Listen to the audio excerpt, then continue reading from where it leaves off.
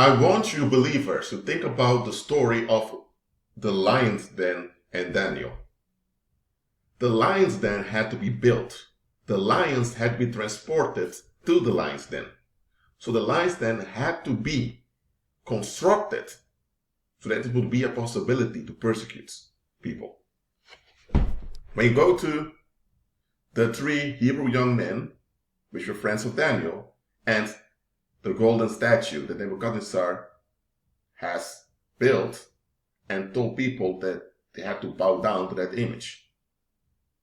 It were mainly the people in government that were required to bow down, and those 3 Hebrew young men were part of the government and they refused to bow down. As a consequence, they were thrown in a burning furnace. But look at this, the furnace had to be built. So there were construction workers involved. Once it was finished, you needed people to supply the wood and the necessary things to cause the fire, and you needed guards to ignite the fire. And you had officers that had to arrest the 3 Hebrew young men and throw them into the fire. So, what I want to explain to you is that persecution has to be organized. Persecution isn't just an emotional tantrum thrown by people who don't want to face themselves. Well, that can be a form of persecution at times. But persecution most of the time is a policy through legislation. Now, look at this.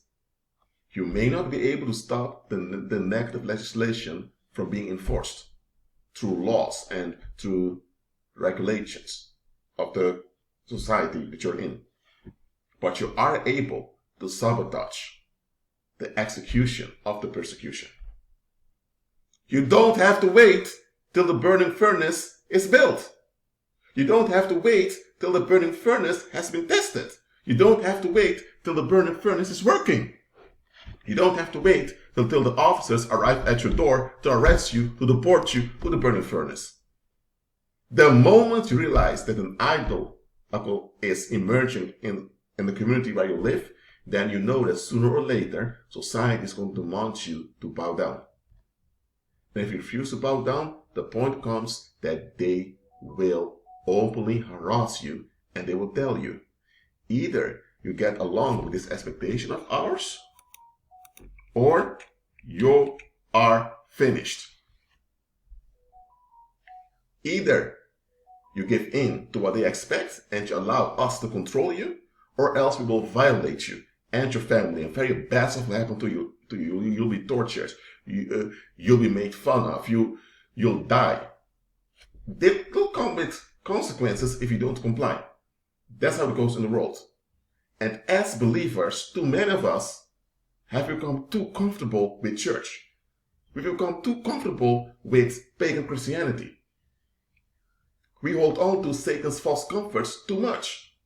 We should hold on to them anyway, but we're so invested in Satan's comforts, and because of that, we don't see when persecution is unfolding. It's written in the Old Testament as a promise to us that no weapon formed against us shall prosper. This is in Isaiah chapter 54. Now look at this. The weapons may be formed. They may be aimed at you, but they won't prosper. And here's the thing. We as believers, we receive power to trample upon scorpions and serpents and the whole camp of the enemy. Where are the weapons formed against us? In the camp of the enemy. But we have power over the whole camp of the enemy, right? So how come that the weapons get a chance to be formed to begin with? Why don't we anticipate the whole thing by sabotaging the enemy's camp so weapons aren't even formed properly? Or even if they're formed, they become so defective that they don't know what to do with those weapons. What I mean is, too often we believers, we allow things to come way too far. And once things have gone way too far, now, when it's actually too late, we want to respond. We want to respond when the officers are on their way to arrest us. We want to respond when we are in the courthouse standing for the judge. We want to respond when We are told that we need to leave our house because the landlord doesn't want us to live there anymore, even though he's not legally allowed to throw you out. We want to respond often when it's way too late. We should not be invested in the false comforts of the world so that we can be alert, sober, and practical to sabotage the enemy's projects.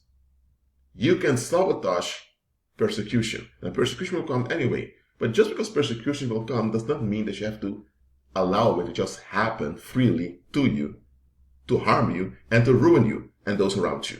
No.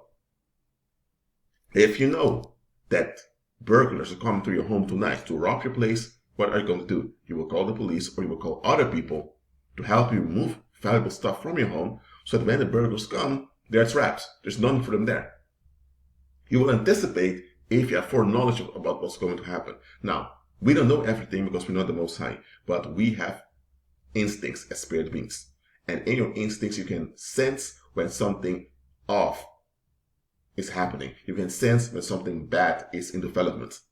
The moment you sense that, you go into prayer, decrees, and declarations immediately, and you begin to take action. As believers, we should sabotage all persecution against us. Now, persecution will still happen, but we will sabotage it by faith. By doing that, we not only prevent harm from happening, but also show the supremacy of the anointing of the Spirit that's upon us. What the Roman Catholic Church has been promoting, namely that a lot of believers die for their faith, it happened, but what also should be magnified is believers shutting down persecution and shutting down those demonic forces. There were believers who were not there yet in their faith walk, and the enemy took them out before their time, unfortunately. Does that mean now that that has to be how it's going to be with us also? No.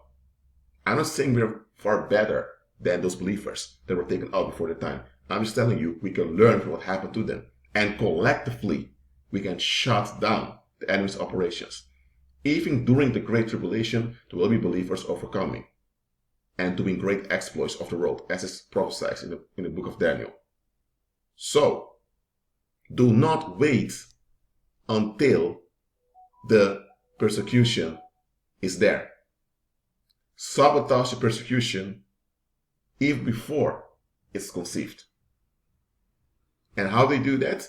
When you sense that an idol is coming up in society, when you sense that collectively people are looking for relief, for an outlet, because they don't want to face a challenged society, then you know that sooner or later an idol will be selected that people will hold on to. And before you know it, there will be dumping, so scapegoating, and with scapegoating there will be tribulation against believers.